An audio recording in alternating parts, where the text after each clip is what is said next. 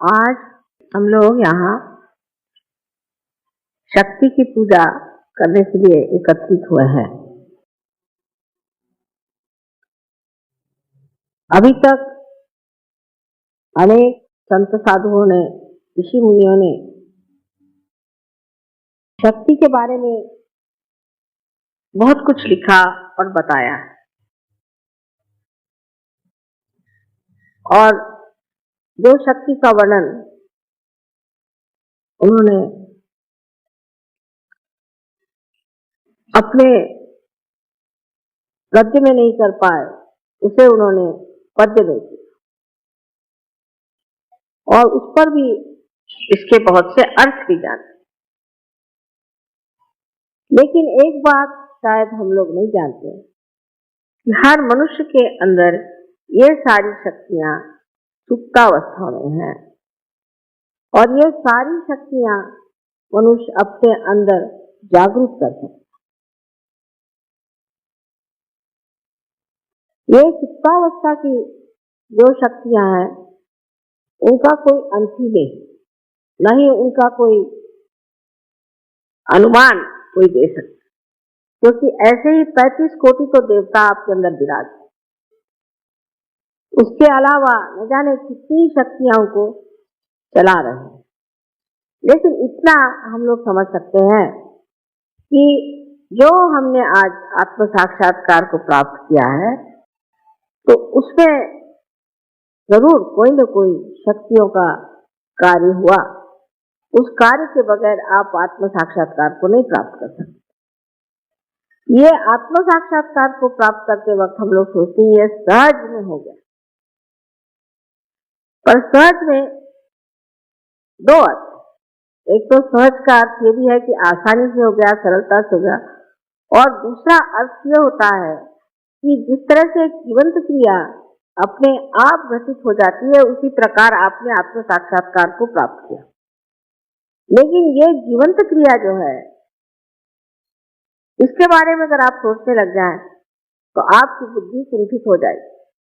समझ लीजिए ये आपने एक पेड़ देखा है, इस पेड़ की ओर आप नजर करिए तो आप ये सोचेंगे कि भाई ये फलाना पेड़ है, लेकिन इस पेड़ को इसी रूप में ऐसा ही इतना ही ऊंचाई पर लाने वाली कौन सी शक्ति है? किस शक्ति ने इसको यहाँ पर इस तरह से बनाया है कि जो वो अपने सीमा में रह करके और अपने स्वरूप रूप उसी के साथ चलता रहे। फिर सबसे जो कमाल की चीज है वो मानव मनुष्य जो बनाया गया है, वो भी एक विशेष रूप से, एक विशेष विचार से बनाया गया है, और वो मनुष्य का जो भविष्य है वो उसे प्राप्त हो सकता है, उसको मिल सकता है, पर उसकी पहली सीढ़ी है आत्म साक्षात्कार। जैसे कि कोई दीप जलाना हो तो सबसे पहले है कि उसके अंदर ज्योति आनी पड़े। उसी प्रकार एक बार आपके अंदर ज्योति जागृत हो गई तो आप उसको फिर से प्रज्वलित कर सकते हैं, या उसको आप बढ़ा सकते हैं। पर प्रथम कार्य है कि ज्योति प्रज्वलित हो, और उसके लिए आत्म साक्षात्कार नितांत आवश्यक है। किंतु आत्म साक्षात्कार पाते ही सारी शक्तियां जागृत नहीं हो सकती। इसीलिए ये साधु संतों ने और ऋषि मुनियों ने व्यवस्था की है कि आप देवी की उपासना करें। लेकिन जो आदमी आत्म साक्षात्कार को प्राप्त नहीं है, उसको अधिकार नहीं है कि वो देवी की पूजा करे। बहुत से लोगों ने मुझे बताया कि वो सप्तशती का कभी अगर पाठ करें और उनका यूं हवन करते हैं तो उन पर बड़ी आफतें आ जाती है और उनको बड़ी तकलीफ हो जाती है और वो बहुत सफर करते हैं। तो उनसे ये पूछना चाहिए कि आपने किससे करवाया? तो कहेंगे कि हमने 7 ब्राह्मणों को बुलाया था किया, पर वो ब्राह्मण नहीं, इन्होंने ब्रह्म को जाना नहीं, वो ब्राह्मण नहीं, और ऐसे ब्राह्मणों से कराने से ही देवी रुष्ट हो गई और आपको तकलीफ हुई। तो आपके अंदर एक बड़ा अधिकार है कि आप देवी की पूजा कर सकते हैं और साक्षात से भी पूजा कर सकते हैं। यह अधिकार सबको नहीं है। अगर कोई कोशिश करे तो उसका उल्टा परिणाम हो सकता है, उसका विपरीत परिणाम हो सकता है। सबसे बड़ी चीज है कि शक्ति जो है वो जितनी ही आपको आरामदेही है, जितनी वो आपके सर्जन का व्यवस्था करती है, जितनी वो आपके प्रति उदार और प्रेममयी है, उतनी ही वो क्रूर और क्रोधमयी है। कोई बीच का मामला नहीं है, या तो अति उदार है और या तो अति क्रोधित है, बीच में कोई मामला चलता नहीं। वजह यह है कि जो लोग वहां दुष्ट है, राक्षस है और जो संसार को नष्ट करने पे आमादा है, जो लोगों को भूल भुलैया में लगाए हुए हैं और कलयुग में अपने को अलग अलग बता करके कोई साधु बना है तो कोई पंडित बना हुआ है, कोई मंदिरों में बैठा है तो कोई मस्जिदों में बैठा है, कोई मुल्ला बना हुआ है, कोई पोप बना हुआ है, तो कहीं कोई पॉलिटिशियन बना हुआ है। ऐसे अनेक अनेक कपड़े परिधान करके जो अपने को छिपा रहा है, जो कि राक्षसी वृत्ति का मनुष्य है, उसका नाश होना आवश्यक है। लेकिन ये जो नाश की शक्तियां हैं, इसके तरफ आपको नहीं जाना चाहिए। आप सिर्फ इच्छा मात्र करें और ये शक्तियां अपने ही आप कार्य कर लें। तो सारे संसार में जो ये चैतन्य बह रहा है, ये उसी महामाया की शक्ति है और इस महामाया की शक्ति से ही सारे कार्य होते हैं।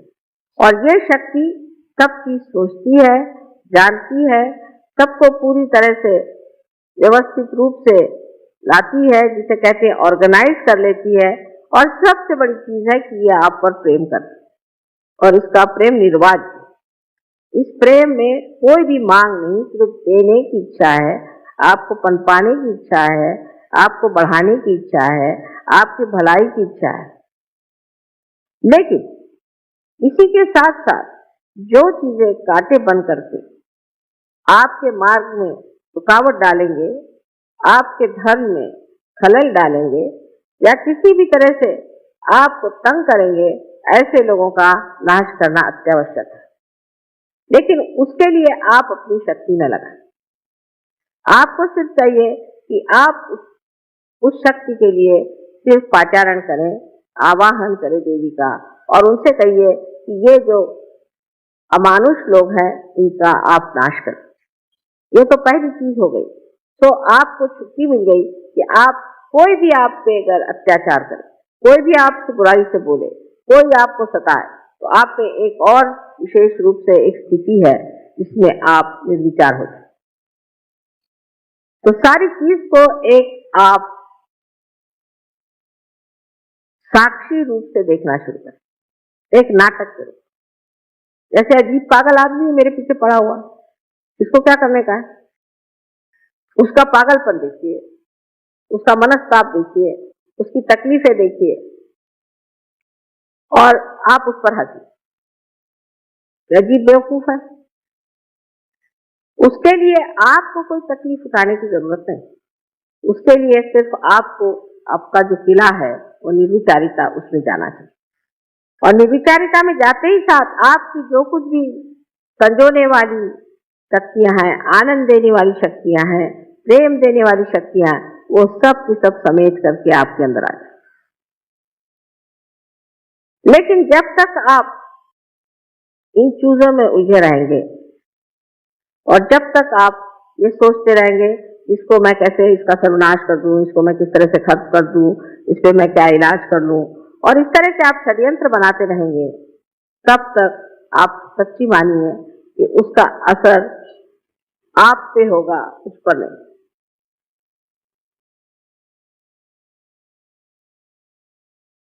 रामदास स्वामी ने कहा है कि अल्पधारिष्ट पाए, माने आपका थोड़ा सा जो धीरज है उसको परमात्मा देखता है। लेकिन आपके अंदर इतनी ज्यादा शक्तियां हैं, इतनी ज्यादा शक्तियां हैं कि उनको पहले आपको पूरी तरह से प्रफुल्लित करना चाहिए, उसको जगाना चाहिए, उनको जानना चाहिए, अपने प्रति एक तरह का बड़ा आदर रखना चाहिए। अब ये शक्तियां नष्ट होती हैं, स्वयोगियों में भी जागती है फिर नष्ट हो जाती है, जागती है फिर नष्ट हो जाती है। उसकी क्या वजह? एक बार जगी हुई शक्ति क्यों नष्ट हुई? जैसे कि एक मनुष्य में आज शक्ति है कि वो बड़ा भारी कला में निपुण हो गया। स्वयोग में आने से बहुत से लोग कला में निपुण हो गए, कला के बारे में जान गए, उनमें एक तरह की बड़ी चेतना आ गई, उनका सृजन बहुत बढ़ गया। लोग देख के कहते हैं कि वाह, एक कलाकार ऐसा है कि समझ ही नहीं आता। पर फिर वो उसी कला में उलझ जाता है, फिर उसकी शोहरत हो गई, नाम हो गया, उसी में उलझते जाता है। जब वो उलझ जाता है इस चीज में, तब फिर उसकी शक्तियां नष्ट हो जाती हैं, क्योंकि उसकी शक्तियां भी उसमें उलझ जाती हैं। जैसे कि मैंने पहले भी बताया था कि किसी पेड़ के अंदर बहता हुआ उसका जो प्राण रस है, वो हर चीज में, हर पत्ते में, हर डाली पर, हर फूल में, हर शय में घूम घाम करके वापस लौटा है। उसी प्रकार जो भी आपके अंदर शक्तियां आज प्रवाहित हैं और जिन शक्तियों के कारण आप आज कार्यान्वित हैं, ये सारी चीजें आपको जानना चाहिए कि इस शक्ति का ही प्रादुर्भाव है और उसमें आपको उलझने की कोई जरूरत नहीं। आप उसमें एक निमित्त मात्र बीच में हैं, और जब आप ये समझ जाएंगे कि हम निमित्त मात्र हैं, तो ये आपकी शक्तियां कभी भी दुर्बल नहीं होंगी और कभी भी नष्ट नहीं होंगी। इसी प्रकार अनेक बार मैंने देखा है कि सहयोगियों का चित्त जो है वो ऐसी चीजों में उलझते जाता है। कोई चीज से भी वो बड़प्पन में आ जाए, कोई भी चीज से उन्होंने बहुत प्रगति पा ली।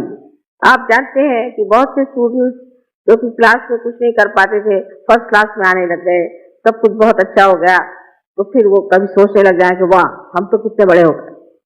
जैसे ही ये सोचना शुरू हो गया, वैसे ही ये शक्तियां आपकी खत्म हो गई और गिरती जाए। अब सोचना यह है कि हमें क्या करना है। अगर समझ लीजिए किसी आदमी का एकदम बिजनेस बढ़ गया, या उसको खूब रुपया मिलने लग गया, या उसके पास कोई विशेष चीज आ गई, तो उसे क्या करना चाहिए? उसे पूरी समय सतर्क रहना चाहिए और यही कहना चाहिए कि माँ, ये आप ही कर रहे हैं, हम कुछ नहीं कर रहे, ये आप ही की शक्ति कार्यान्वित है, हम कुछ नहीं कर रहे। बहुत जरूरी कि आप सतर्क रहें, क्योंकि उसके बाद जब आपकी शक्तियां खत्म हो जाएंगी तो आप खुद ही कहेंगे कि माँ, सब चीज डूब गई, सब खत्म हो गया। ये कैसे? जो शक्ति कार्य कर रही है उसको कार्यान्वित होने। जैसा एक पेड़ है, समझ लीजिए, उस पेड़ के पत्ते कैसे गिरते हैं, आपने सोचा है? उसमें बीच में एक बुच के जैसी, जिसे कॉर्क कहते हैं, बीच में आ जाता है। पत्ते और पेड़ के बीच में एक कॉर्क आ जाता है, उसके पास कुछ शक्ति आती नहीं तो वो गिर जाता है पत्ता। इसी प्रकार मनुष्य का भी होता है कि आज उसकी शक्ति एक महान शक्ति से जीती हुई और वहां से वो उसे प्राप्त कर रहा है, लेकिन जैसे ही वो अपने को कुछ समझने लग जाए, या उसके अहंकार में बह जाए, या उसकी जो अनेक तरह की गतिविधियां हैं, जिस तरह से कंपटीशन, ये वो, इसमें उलझता जाए, तो उसके बीच में एक दरार पड़ जाती है, और उस दरार के कारण वो मनुष्य फिर उसे प्राप्त नहीं कर सकता जो उसे प्राप्त किया हुआ है, क्योंकि वो तो एक निमित्त मात्र था, लेकिन जो शक्ति अंदर उसके अंदर बह रही थी, वो शक्ति ही बीच में कट गई। जैसे कि अभी इसकी शक्ति कट जाए तो शायद मेरा लेक्चर ना बंद हो, पर ऐसे हो सकता है। इसलिए हमको एक बात को खूब अच्छे से जान लेना चाहिए कि हमारे अंदर जो शक्तियां जागृत हुई हैं और जो कुछ भी हमारे अंदर की विशेष स्वरूप की व्यक्तित्व को प्रकट करने वाली जो नई आभा हमें दिखाई दे रही है, इस शक्ति को हमें रोकना नहीं चाहिए। इसके ऊपर हमें ये नहीं सोचना चाहिए कि हम कुछ बहुत बड़े हो गए या हमने कुछ बहुत बड़ा पा लिया। दूसरी तरफ से ऐसा भी होता है कि जब ये शक्ति आपके अंदर जागृत हो जाती है, उस वक्त आप में एक तरह का उदासीपन भी आ सकता है, इस तरह का कि अभी दूसरे साहब तो इतने पहुंच गए, हम तो वहां पहुंचे नहीं, उन्होंने ये कर लिया, हमने ये किया नहीं, और हर तरह से आदमी उलझते जाता है। और उसमें कुछ लोग ऐसे भी होते हैं जो छोटी छोटी बातों पर ही अपने को दुखी मानते हैं, बहुत छोटी बातों पर। जैसे अब सबको बैग मिला, मुझको बैग नहीं मिला। जब हम गणपतिपुरे में, हमें बड़े अजीब अजीब अनुभव आए कि लोग आए कहने लगे कि माता जी हमको एक चीज का डब्बा दे दो। मैंने कहा भाई ये भी कोई तरीका हुआ। दूसरे ने कहा कि आपने मुझे इतना दिया लेकिन उसको नहीं दिया। इसको बात हुई उस मौज में और आनंद में, ये सब सोचने की बात ही नहीं है। छोटी छोटी बात में वो दुखी हो जाते हैं। फिर ऐसी जिसको बहुत बड़ी बात समझते हैं कि किसी का, समझ लीजिए पति ने विछोह कर दिया, या किसी पति का रास्ता ठीक नहीं रहा तो पत्नी रोते बैठेगी, या किसी का किसी की पत्नी ठीक नहीं रहे तो पति रोते बैठेगा। अब भाई आपकी कितने बार शादियां हो चुकी पहले जन्म में, और अब इस जन्म में एक शादी हुई है, चलो इसको किस तरह से खत्म करो। उसी के पीछे में आप लोग रात दिन परेशान रहो कि मुझ पे ये दुख आ गया, मेरे बच्चे का ऐसा हो गया, मेरे बच्ची का ऐसा हो गया, उसका ऐसा हो गया, उसका ऐसा हो गया। इसका कोई अंत है? इसको कोई पार कर सकता है? क्योंकि इतनी छोटी सी चीज है कि वो तो पकड़ी भी नहीं आती। इतनी शुद्र बात है कि वो मेरे पकड़ी भी नहीं आती कि उसको, क्या आप कोई भी आएगा तो ऐसी छोटी छोटी बातें मुझे बताते, मुझे बड़ी हंसी आती और मैं चुपचाप सुनती रहती। लेकिन मैं कहती हूँ कि आप सहयोगी, सागर के जैसा तो आपका हृदय मैंने बना दिया, और हिमालय के जैसा आपका मैंने मस्तिष्क बना दिया, और आप ये क्या चुटुट पुटुट बातें कर रहे हो कि जिसका कोई मतलब ही नहीं रहता। इसकी बात उसकी बात, दुनिया भर की फालतू की बातें करना, और जो सहज की बात है वो बहुत कम होती, उसमें मौन लगता है। तो सहज में तो कुछ हमने ध्यान ही नहीं दिया, तो सहज में तो मौन हो जाता है। अभी मैंने सुना कि पूना में लोग जरा कम आने लग गए हैं ध्यान में, क्योंकि महाभारत शुरू हो गया है। मैंने तो अभी तक देखा ही नहीं है महाभारत, जो एक देखा है वही काफी, अब देखने की क्या जरूरत है। अब अपने को दूसरा महाभारत करने का है, और वो महाभारत देखते बैठे हो। अबे ऐसा ही आपको महाभारत देखने का शौक है तो उसकी वो फिल्म मंगा लेना, देख लेना, लेकिन पूजा छोड़ करके और आपका सेंटर छोड़ करके आप महाभारत देखते हैं तो आपकी वो शक्ति कहाँ दिखेगी? वो महाभारत में चली गई। वो महाभारत होके हजारों वर्ष हो गए, उसी के साथ वो भी खत्म हो गए। तो ये जो मनोरंजन पर भी लोगों का एक बड़ा ध्यान रहता है, किस चीज से हमारा मनोरंजन हो, ऐसा ही हर एक चीज में मनुष्य उलझते जाता है। तो कोई भी चीज अति में जाना ही सहज के विरोध में पड़ती है। जैसे अब म्यूजिक का शौक है तो म्यूजिक तो म्यूजिक ही म्यूजिक, फिर ध्यान भी नहीं करने का, म्यूजिक में पड़े, वो मनोरंजन है। फिर कविता में पड़ गए तो कविता में उलझ गए। कोई भी चीज में अतिशयता में जाना ही सहज से विरोध में जाना है। इस बात को आप गांठ बांध के रखें। और दूसरी चीज कि जो हमारी शक्तियां, उनको सम्यक होना चाहिए, तभी हमें सम्यक ज्ञान मिलेगा, माने इंटीग्रेटेड नॉलेज। पर एक ही चीज के पीछे में आप पड़े रहे और एक ही चीज को आप देखते रहे तो आपको इंटीग्रेटेड नॉलेज नहीं हो सकता है, आपको सम्यक ज्ञान नहीं हो सकता है, आपको एक चीज का ज्ञान होगा। अब जैसे मैंने देखा है कि बहुत सी लेडीज होती हैं, बड़ी पढ़ी लिखी होती हैं, बहुत बड़े से, पर कभी अखबार नहीं पढ़ती, उनको दुनिया में पता ही नहीं कि क्या हो रहा है। उनसे किसी के बारे में पूछिए तो कहले भाई वो कौन थे हमें पता नहीं।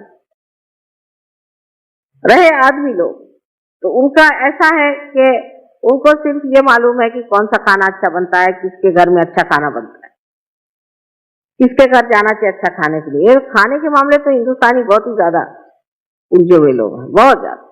और औरतें भी ऐसी हैं कि बेवकूफ बनाने के लिए अच्छे अच्छे खाने खिला करके उनको ठिकाने लगाते हैं। इसमें दोनों की शक्तियां उलझ जाती, दोनों। रात दिन ये खाने के बारे में, मुझे आज यही खाने को चाहिए, मुझे आज ये खाने को चाहिए, मैं ये टाइम से खाऊंगा, मैं वो टाइम से खाऊंगा, ये करूंगा। उधर औरतें आदमियों को खुश करने के लिए वही धंधे करती रहे।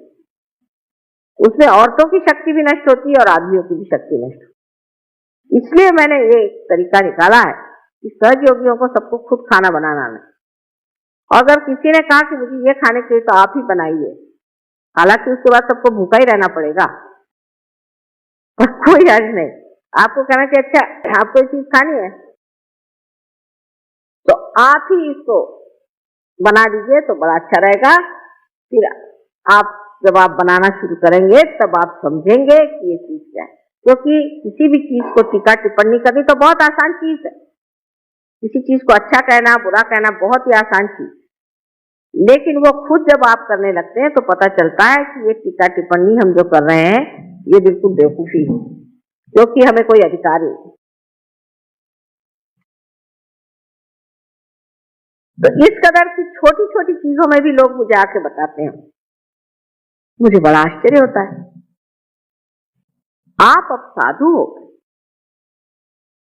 आपके अंदर सबसे बड़ी जो शक्ति आई है वो ये, आप कोशिश करके, और मैं जो बात कहती हूँ इससे आपको प्रचिति आएगी, कोशिश करके देखिए। आप जमीन पर सो सकते हैं, आप रास्ते पर सो सकते हैं, आप 10-10 दिन भी भूखे रह जाए आपको भूख नहीं लगेगी। आप कैसा भी खाना है उसे खा लेंगे, आप कुछ नहीं करेंगे। इसमें आप हमारे प्रदेश के सहयोगियों को देखिए, किस हालत में रहते हैं, किस परेशानी में रहते हैं। हमें कुछ वहां पर हिंदुस्तानी सहयोगियों ने बताया कि ब्रह्मपुरी में इंतजाम इस वक्त ठीक नहीं रहा, लोगों का दिमाग ही खराब हो गया था क्योंकि आप नहीं गए तो बहुत तकलीफ हुई उनको खाने पीने की और कुछ अच्छा नहीं लगा, ऐसा बताया। तो मैंने उन लोगों से जाके पूछा कि भाई सबसे ज्यादा तुमको कहाँ मजा आया? तो उन्होंने कहा ब्रह्मपुरी में सबसे ज्यादा मजा। तो मेरी कुछ समझ में नहीं आया कि इतनी शिकायतें हुई, क्योंकि ब्रह्मपुरी में क्या बात, कहने माँ कृष्णा बैठी है, उसके किनारे में बैठो तो लगता है कि माँ जैसे आपकी धारा बह रही।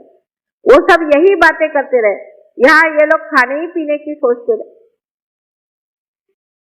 इसीलिए जब कभी कभी लोग कहते हैं कि हम लोगों का समर्पण कम है, उसकी वजह यह है कि हम लोग काफी उलझे हुए लोग, हमारे अंदर बहुत पुरानी परंपराएं हैं।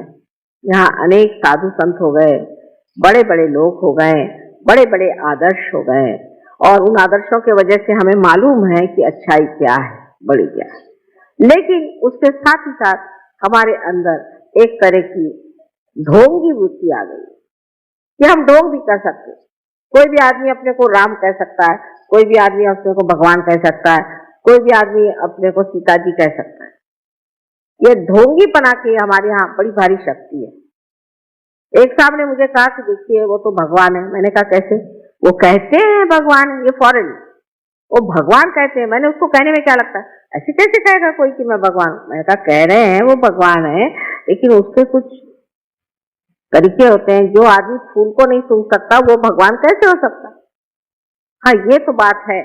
तो मैंने कहा कि कैसे, पर वो क्यों कह रहे थे, वो ऐसा क्यों कह रहे? मैंने कहा क्योंकि वो आप नहीं, वो यही नहीं समझ सकते कि लोग इतना सफेद झूठ इतने जोर से कह सकते। या किसी के लिए कहते हैं पर वो उसको रुपया ही चाहिए ना, ठीक है वो रुपया लेता है, लेकिन हमको तो वो आध्यात्मिक देगा, तो क्या हर्ज है, हमें तो आध्यात्म लेना है, लेने दो रुपया, रुपये में क्या रखा है, रुपया दे दो उसको, रुपये में क्या रखा हुआ है? आध्यात्म को पाने की बात है, आध्यात्म वो हमें दे रहा है तो हम उसे रुपया दे रहे हैं, रुपये में तो कोई खास चीज होती नहीं। ये जो उनकी तैयारी आज हो गई है, वो हमारे अंदर तैयारी अभी तक हो नहीं पाई। इसके लिए क्योंकि हमारे सामने आदर्श बहुत अच्छे हैं, महाभारत है, राम है, ये है, वो है, और हम उसी कीचड़ में बैठे हुए। अगर कोई कीड़ा कहे कि मैं कमल हो गया तो हो नहीं सकता, और उसको कमल बना भी दिया तो भी ढंग वही चलेगा। इसलिए ये समझ लेना चाहिए कि हमारे अंदर जो इतनी ऊंची ऊंची बातें हो गई हैं, और जिससे हम चारों तरफ से पूरी तरह से हम ढके हुए, और जिसके कारण हम लोग बहुत ऊंचे भी हैं, लेकिन जब तक हम अपने को ये न समझे कि हमें वो ही होना है जो हम देख रहे हैं, इस मामले में हमारे अंदर आंतरिक इच्छा, ऊपरी नहीं, अंदर से लगना चाहिए। क्या हमने उसे प्राप्त किया? क्या हमने अपने ध्येय को प्राप्त किया? क्या हमने उसे पाया है?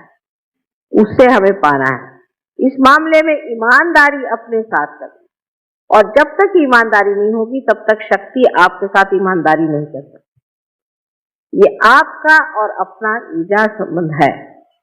अनेक तरह से आप अपने को पड़तालिए और देखिए कि हमारे अंदर ये शक्तियां क्यों नहीं जागृत हो सकती, क्यों नहीं हम इसे पा सकते। कारण हम खुद ही अपने को एक तरह से काटे चले जाते। तो किसी भी तरह की ढोंगी वृत्ति का सहयोग में स्थान नहीं। हृदय से आपको महसूस हो रहा है, हर एक चीज को हृदय से पाना, अपने अंतर आत्मा से उसे जानना। उसके लिए कोई भी ऊपरी चीज कोई है तो मुस्कुराते बैठे रहेंगे, कोई जरूरत है मुस्कुराने की, कोई है कि बड़े गंभीर होकर बैठे रहेंगे। ये सब नाटक करने की कोई जरूरत नहीं। जो आपके अंदर भाव है वो बाहर आ रहा है, उसको कौन सा नाटक करने, उसमें कौन सी आफत करने की है। जो हमारे अंदर भाव है वही हम प्रकटित कर रहे हैं, क्योंकि हमारे अंदर जो भाव है वो इस शक्ति से बहता हुआ बाहर चला रहा है और उसी को हम प्रकटित कर रहे हैं। और जो लोग इस तरह से एक बार समझ लें कि हमें पूरी तरह से ईमानदारी से सहयोग करना, वो धीरे धीरे इसमें खिसकते जाए। जिस तरह से वहां पर मैं लोगों में देखती हूँ आत्मसमर्पण, उसमें मैं ये जरूर कहूंगी कि उस आत्मसमर्पण के पीछे में एक बड़ी भारी कमाल है। और वो कमाल ये है कि वो सोचते हैं कि सिर्फ हमारा कल्याण आत्मिक ही होना चाहिए, हमारा आत्मिक कल्याण होना चाहिए, और कोई भी बात वो नहीं सोचते। सहयोग के लाभ अनेक हैं। आप जानते हैं इससे तंदुरुस्ती अच्छी हो जाएगी, आपको पैसे अच्छे मिल जाएंगे, आपकी नौकरी अच्छी हो जाएगी, आपका दिमाग ठीक हो जाएगा, आपके बच्चों का भला हो जाएगा, और दुनिया भर की चीजें जितनी भी आप जिसको आप संसारिक कहते हो जाएंगी, और उसमें भी आपका नाम हो जाएगा, शोहरत हो जाएगी। जिनको कोई भी नहीं जानता है वो तक उनका नाम हो जाएगा, वो तक लोग जानेंगे, सब कुछ होगा। लेकिन हमें क्या चाहिए? हमें तो अपनी आत्मिक उन्नति के सिवाय और कुछ नहीं। हम सिर्फ आत्मिक उन्नति पाते। जब वो आत्मिक उन्नति मनुष्य में हो जाती है तब मनुष्य सोचता ही नहीं है सब, उसके लिए सब कप पदार्थ है। सारी लक्ष्मी उसके पैर धोए उसके लिए वो कप पदार्थ है। कोई भी उसके लिए चीज ऐसी नहीं है कि जिसके लिए वो लालायित हो या परेशान हो। इस कदर वो समर्थ हो जाता है। अगर है तो है, नहीं है तो नहीं है, मिले तो मिले, नहीं है तो नहीं। ये जब अपने अंदर ये स्थिति आ जाए, मनुष्य स्थिति पे आ जाए, तब सोचना चाहिए कि सहयोगियों ने अपने जीवन में कुछ प्राप्त किया। जब तक ये स्थिति प्राप्त नहीं होती तो आपकी नाव डामाडोल चलती रहेगी और आप हमेशा ही कभी इधर तो कभी उधर घूमते रहे। पहले अपने को स्थापित करने की जो महान शक्ति आपके अंदर है वो है श्रद्धा। उस श्रद्धा को हृदय से जानना चाहिए और उसकी मस्ती में रहना चाहिए, उसके मजे में आना चाहिए, उसके आनंद में आना चाहिए। तो जो ये श्रद्धा की आह्लाददायी शक्ति है, उस आह्लाद को लेकर रहना, उस एक्सटेसी में रहना चाहिए, उस सुख में रहना चाहिए। और जब तक मनुष्य उस आह्लाद में पूरी तरह से घुल नहीं जाएगा, उसके सारे जो कुछ भी प्रश्न हैं, प्रॉब्लम्स है, बने ही रहेंगे, बने ही रहेंगे। क्योंकि प्रॉब्लम्स वगैरह सब माया है, ये सब चक्कर है। जब किसी से पूछे भाई तुम्हें क्या प्रॉब्लम है, तो मुझे 100 रुपए मिलना चाहिए तो मुझे 50 रुपए मिले। जब 100 रुपए मिले तो क्या प्रॉब्लम है, मुझे 200 रुपए मिलने चाहिए तो मुझे 100 ही रुपए मिले। वो तो खत्म ही नहीं हो रहा। फिर दूसरा क्या प्रॉब्लम है कि मेरी बीवी ऐसी है, फिर तुम दूसरी बीवी कर लो, वो भी ऐसी है, तीसरी आई वो भी ऐसी। तो आपके प्रॉब्लम्स नहीं खत्म हो रहे क्योंकि आप स्वयं इनको नहीं खत्म कर रहे हैं। ये सबको खत्म करने का तरीका यही है कि अपने श्रद्धा से आप अपने आत्मा में जो आनंद है उसका रस लें और उसी रस में रममान रहे। आखिर सारी चीज है ही हमारे आनंद के लिए, लेकिन जब तक हम उस रस को लेने की शक्ति ही को नहीं प्राप्त करते हैं तो क्या फायदा होगा। ये तो ऐसा ही हुआ कि एक मक्खी जा करके बैठ गई फूल पर और कहेगी कि साहब मुझे तो कुछ मधु नहीं मिला। उसके लिए तो मधुकर होना चाहिए। जब तक आप मधुकर नहीं होंगे तो आपको मधु कैसे मिले। अगर आप मक्खी बने रहे तो आप तो इधर उधर ही भिनकते रहेंगे, लेकिन जब आप स्वयं मधुकर बन जाएंगे तो आप कायदे की जगह जा करके जो आपको रस लेना लेकर के मजे में पेट भर के और आराम से आनंद से रहें। यही सबसे बड़ी चीज सहयोग में सीखने की, कि हमारा चित्त पूरी तरह से एक चीज में डूबा रहना चाहिए और वो है आत्मिक हमारी उन्नति होनी चाहिए। पर उसका मतलब ये नहीं कि पूरी समय अपने को बंधन देते रहो या पूरी समय आंखें बंद करके और जैसे मराठी में कहते हैं शेंडी बांधू, उसकी कोई जरूरत नहीं। सर्वसाधारण तरीके रोजमर्रा के जीवन को कुछ भी न बदलते हुए जैसे आप हैं वैसे ही उसी दशा में आपको चाहिए कि आप अपने अंदर जो हृदय में आत्मा है उसके रस को प्राप्त करें। जब उसका रस झरना शुरू हो जाता है तो आप ही में कबीर बैठे हैं और आप ही में नानक बैठे हैं और आप ही में सारे बड़े बड़े जितने संत साधु हो गए, तुकाराम, नामदेव, एकनाथ, सब आप ही लोगों में बैठे। और उनको इतना विचारों को कोई बताने वाला भी नहीं था, उनको संभालने वाला कोई नहीं था, उनके संरक्षण के लिए कोई नहीं था।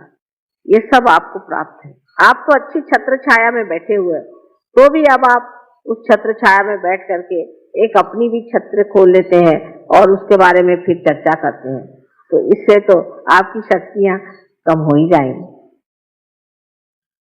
इस पर हमें गौर करना चाहिए कि हमारी कितनी शक्तियां और हमारे अंदर कितनी शक्तियां हमने देखी और वो कैसे कार्यान्वित हो रही। आप जो चाहे सो सकते, जो जे वांछिल ते तोला, जो आप इच्छा करेंगे वो आपको मिलेगा, लेकिन आपकी इच्छा ही बदल जाएगी, आपके तौर तरीके ही बदल जाएंगे। जैसे आज अब कोई महाभारत नहीं देखने को रुकेगा, क्या सोचेगा, अरे बाप रे आज माँ का इतना अच्छा समय बंधा हुआ है, माँ स्वयं आ रही है, पूजा का मौका है, सारी दुनिया से लोग दौड़े आए। अब बाहर अमेरिका से अभी मैं जा रही हूँ तो कहा एक दिवाली पूजा जरूर करना, उसके लिए मेरे ख्याल से सारे ब्रह्मांड से लोग वहां पहुंच जाए। लेकिन यहाँ कलकत्ते से भी लोगों को आने मुश्किल हो जाती है, कलकत्ते से। और साक्षात हम बैठे हुए हैं, ऐसे ऐसे लोग हैं कि जो बिल्कुल आसानी से आ सकते, अपने काम के लिए 10 मरतबा दौड़ेंगे, लेकिन इसको नहीं समझते कि कितनी महत्वपूर्ण चीज है, इसका महत्व नहीं समझ पाते क्योंकि श्रद्धा कम। वो कहते जब हम रिटायर हो जाएंगे तब आएंगे, सुविधा के साथ। रविवार के दिन करिए, पर एक दिन उससे पहले छुट्टी होनी चाहिए, नहीं तो बाद में छुट्टी होनी चाहिए। अब ऐसे रोने सूरत लोगों के लिए क्या सहयोग है? ये घोड़े कहाँ तक जाएंगे, ये तो खच्चर भी नहीं। जो लोग इस तरह की बातें सोचते हैं वो सहयोग में कहाँ तक पहुंचेंगे, ये मेरी समझ में नहीं आती। कि सब सुविधा होनी चाहिए, सैटरडे संडे होना चाहिए, और उसमें से भी हम जैसे ही प्रोग्राम खत्म होगा भाग जाएंगे क्योंकि हमको कल दफ्तर में जाना है। तुम जाओगे कल भी, सब ठीक हो जाएगा, लेकिन अगर आप ऐसे जल्दबाजी करोगे तो खंडाला के घाट में आपको रोक लेंगे हम। लेकिन ये सब चूल, ये सब शैतानियां हम कितनी भी करें, लेकिन आपकी अकल में जब तक ये चीज घुसेगी नहीं, क्या फायदा। तो चाह रहे हैं कि किसी तरह से आपको रास्ते पर ले। अब रास्ते पे लाने पर अगर बार बार आप लोग फिसल पड़े तो कितनी हमें मेहनत करनी पड़ेगी, और आप में जो शक्तियां जागरूक हो सकती हैं, जो अपने आप पनप सकती हैं, बढ़ सकती हैं, वो सारी शक्तियां कहां से कहां नष्ट हो जाए। तो अपने को पहले आपको संवारना है, अपने शक्तियों के गौरव में उतरना है, और ये जानना है कि हमारे अंदर कितनी शक्ति है। और हम कितनी शक्तियों को प्राप्त कर सकते हैं, हम कितने ऊंचे उठ सकते हैं, हम क्या क्या लाभ दूसरों को दे सकते हैं। इतना भंडारा हमारे अंदर पड़ा हुआ है, सारा कुछ खुल गया, चाबी मिल गई।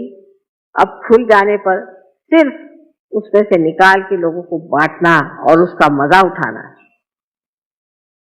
आज ये जो शक्ति की पूजा हो रही है, असल में मैं चाहती हूँ कि आप जानिए कि आपकी ही शक्ति की जागृति होनी चाहिए, जिससे आप एक बड़े ईमानदार और एक सच्चे तरीके से श्रद्धामय हो जाए। साधु संतों को कुछ कहना नहीं पड़ता था, वो मार खाएंगे, पीछे जाएंगे, उनको जहर देंगे, चाहे कुछ करिए, उनकी लगन नहीं छूटती। अब आप लोगों को तो कनेक्शन लगा दिया, लेकिन वो इतना ढीला कनेक्शन है कि बार बार लगाना पड़ता है। फिर से किसी बात से छूट जाता है, फिर से किसी बात से लगाना पड़ता है। तो अब सोचना ये है आपको कि हमारे अंदर की सारी ही शक्तियां हमें जागरूक करनी है, तो फिर कोई कमी नहीं रह जाएगी, कोई आपके सामने प्रश्न ही नहीं रह जाएंगे। इन शक्तियों का जागरूक करना बहुत आसान है। एक ही बात है, आपकी लगन होनी चाहिए। जिसको लगन हो जाएगी, जो पूरी तरह से लगन से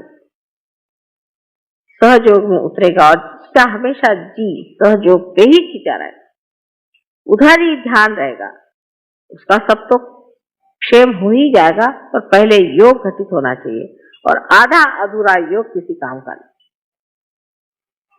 न इधर के रहे न उधर के रहे, ऐसी हालत हो जाएगी। एक छोटे से बीज में हजारों वृक्ष निर्माण करने की शक्ति है, तो आप तो ऐसे हजारों वृक्षों के मालिक मनुष्य है, और उनमें से हजारों लोगों को आप भी शक्तिशाली बनाने की शक्ति आपके अंदर। लेकिन अगर इस बीज का अंकुर निकलने के बाद अगर आप रास्ते पे फेंक दीजिए और इसकी परवाह न करें, और इसका अगर पेड़ नहीं हुआ, तो इसकी शक्ति कुंठित हो जाएगी।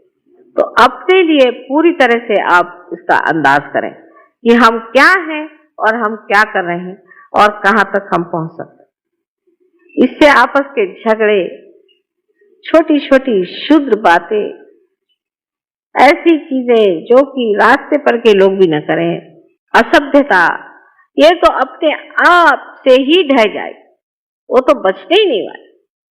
लेकिन आपका जो स्वयं सुंदर स्वरूप है वो निखर आएगा, और लोग कहेंगे कि ये है एक शक्तिशाली मनुष्य खड़ा हुआ है, एक विशेष स्वरूप का आदमी खड़ा हुआ है, एक महान कोई व्यक्ति है जो कि ऐसा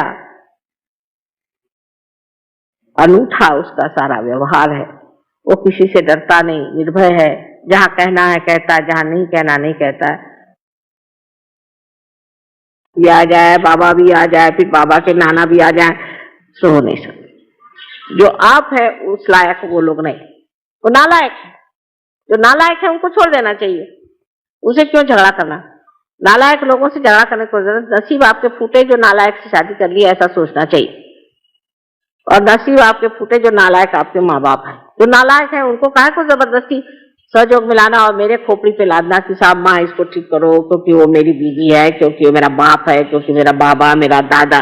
मेरा उनसे कोई रिश्ता नहीं बनता। अगर वो सहयोग में नहीं है तो उनको आप नालायकों को बाहर ही रखिए। जो लायक लोग हैं उनसे रोज दोस्ती करिए, उनके मजे में रहिए, आपको जरूरत क्या है।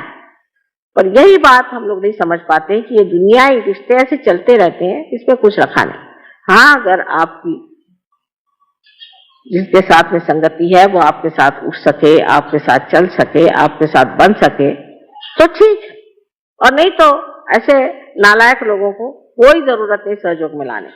और मैं देखती हूँ कि बहुत ही नालायक लोग सहयोग में कभी कभी इससे आ जाते हैं और मेरे बड़ा सरदर्द हो जाता है। आपकी लियाकत थी इसलिए आप आए और आप सहयोग को प्राप्त हुए, आपको आशीर्वाद मिला, आपने बहुत कुछ पा लिया और आगे आप पा सकते हैं। और जो भिखारी है उनको देने में क्या अर्थ है, और भिखारी भी है और उसके झोली में छेद भी है, उनको और देने से और क्या फायदा। मतलब करेला नीम चढ़ा। ऐसे लोगों से रिश्ता रखने की आपको कोई जरूरत नहीं है, उनसे कोई बात करने की जरूरत नहीं, मतलब रखने की जरूरत नहीं, उनको बकने दीजिए। अगर उनका दिमाग ठीक हुआ तो वो आएंगे और सहयोग में उतरेंगे, और नहीं हुए तो आप अपना दिमाग क्यों खराब कर, उससे कोई फायदा नहीं है। ऐसे लोगों के पत्थर के जैसे सर होते हैं, उससे कोई फायदा नहीं होता, वो देख ही नहीं सकते। तो आज से हम लोगों को सोचना है कि हम एक व्यक्ति हैं स्वयं, और जिसे हमने प्राप्त किया है अपने अपने पूर्व जन्म के कर्मों से, क्योंकि हमने बहुत पुण्य किए थे,